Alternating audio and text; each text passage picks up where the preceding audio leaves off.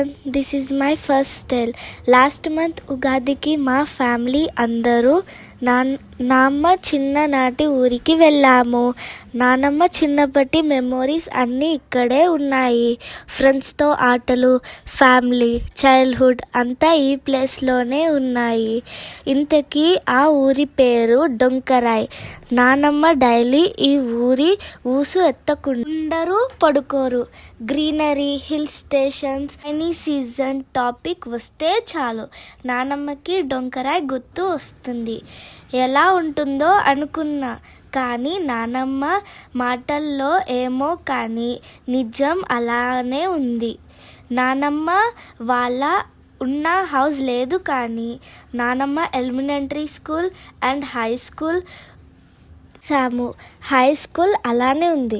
అది కూడా చాలా పెద్ద గ్రౌండ్ కూడా ఉంది. ఈ ఊరితో చైల్డ్హుడ్ మెమొరీస్ అన్నీ ఉన్నాయి. కొంచెం హ్యాపీ అండ్ ఎమోషనల్ అయ్యారు, కానీ ఫైనలీ షీఈస్ హ్యాపీ. ఇంతకీ నానమ్మ ఏజ్ 63. ఈ ఊరి నుండి వచ్చి 48 ఇయర్స్ అయ్యింది. రాయిలో ఒక డ్యామ్ ఉంది, సూపర్ ఉంది. పాడి పంటలు అనే మూవీ ఇక్కడే తీశారంట. నాన్న వాళ్ళ నాన్నగారు ఏపీ జెన్కోలో చేశారంట. డ్యామ్, పవర్ హౌస్ వర్క్స్ నాన్న వాళ్ళ నాన్నగారు చూసుకునేవారంట. ఇక్కడ వనదేవత టెంపుల్ కూడా నాన్న వాళ్ళ నాన్నగారు కట్టారంట. మేము వెళ్ళే టైంకి వర్షం వల్ల ఎవరూ లేరు. ఇక్కడ బయట నుండి మొక్కుకొని వచ్చాము.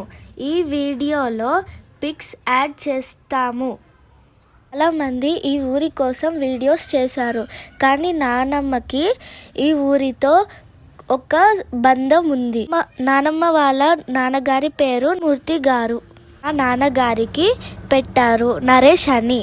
అందుకని మేము నాన్న విష్ నాన్న తీర్చారు.